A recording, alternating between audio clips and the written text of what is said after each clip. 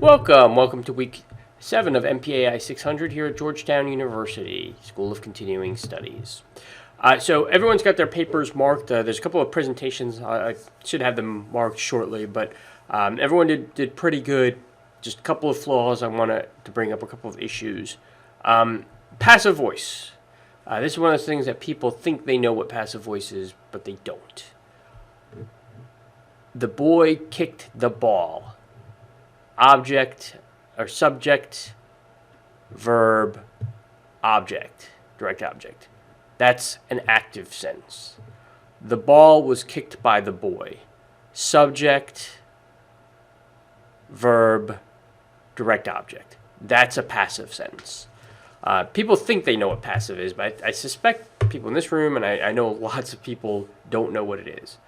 That's what it is when the direct object is at the beginning of the sentence.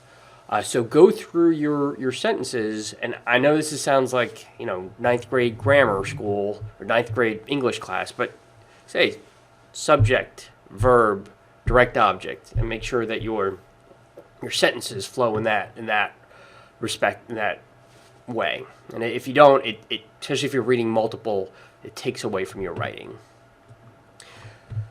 Show me. Some of you put lists of failures. Some of you talked about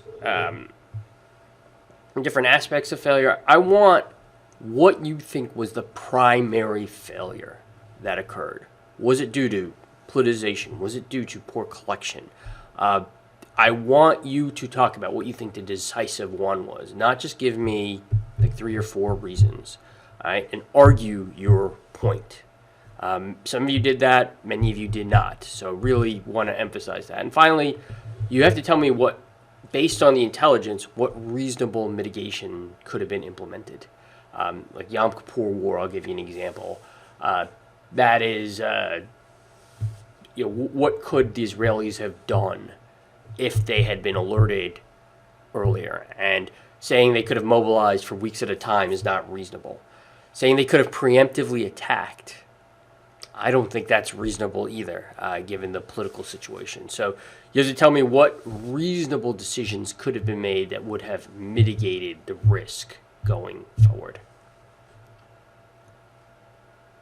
So previous week, again, before I just want to hit on week 5, on your final, when we talk about the discussions about lone wolves, and when we talk about on the final, I want you to ask, how do we solve the gap between when we think somebody's on the radar of law enforcement, but there's not enough to arrest or detain?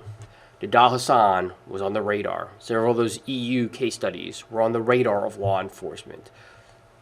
The Capitol Hill rioters, there's about 20 or 30 people that were in the terrorism screening database that were rearrested for coming into the Capitol. But, they're on the watch list. They're being monitored by law enforcement, but there's not enough to arrest or detain them prior to their terrorist act. What do we do about that? How do we solve that? How do we mitigate that? How do we close that gap? That's going to be a key point that I want you to address going forward. All right, so coming back to week 6, again, CompStat, was it the decisive factor? Again, it was a focusing factor, and I think many of you brought this up, for police authorities. It led to accountability, presumably accountability, and more data-driven analysis. Unfortunately, when you have a lot of these things, especially when you're paying people to hire and bonuses based on their criminal arrests or the decline in crime in their sector, people are going to alter reports. They're going to fudge the numbers. They're going to draw lines to make themselves look successful, but when in reality they're just altering the data in some respect. So just keep that in mind, and many of your readings talk about that with CompStat. And then, as you discussed, there were many other factors for the decline in crime, and you have to look at this like a social scientist. If you said CompStat or police intelligence or broken windows led to the decline in crime, well, those initiatives weren't put in uniformly across the country. So was there a decline in crime in New York after that was? And then did you see that decline in crime in Los Angeles? And you see that same decline in crime in Cincinnati? You have to break that down to that level. We also saw declines in crime across almost every Western country. And they certainly did not have mass incarceration. Certainly did not have broken windows policing that you read about. So, when you're looking at this, you got to think like a social scientist. What was the decisive variable? What was the independent variable? What was the dependent variable that led to these declines in crime? And many of you cited the Vox article, which kind of gives you the top level analysis. And I think for your final paper, if you're going to do it on this, you need to get a little bit more depth. And then we talked about CCTV forensics in the Boston Marathon case study. I'm waiting for one to come up. I probably should send some articles about the Capitol Hill and how facial recognition and artificial intelligence were used to identify some of those perpetrators in the Capitol Hill riot. I will just say that's all good in Boston, all good in Capitol Hill riot, but those are very high-profile cases.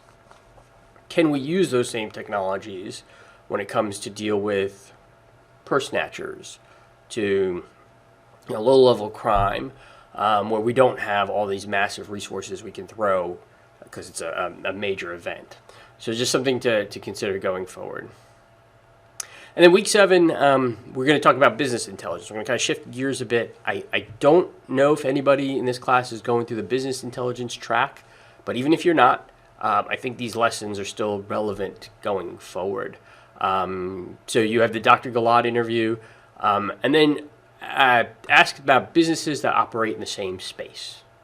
For example, here in DC, CVS is the dominant drugstore over Walgreens and Rite Aid. Why?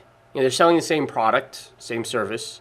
Why is CVS dominated, but Walgreens did not? Best Buy or Circuit City. Everyone remember Circuit City? Why did Circuit City decline, but Best Buy succeeded? All of them, Best Buy still had to face competition from e-commerce and Amazon, but Best Buy adapted. Circuit City did not. Why? What were the adaptations that made? The list could go on and on. We could talk about why Walmart and Target survived. The Amazon and e-commerce rivals, Amazon, Target did. Woolworth and Sears did not. I don't know if anyone remembers Woolworth and Sears, but those box retailers went out of business. And think back to the applications to national security going forward. So let me know if there's any questions or issues, and I look forward to your, you have your paper back, and we'll get more into the final paper and final discussion next week.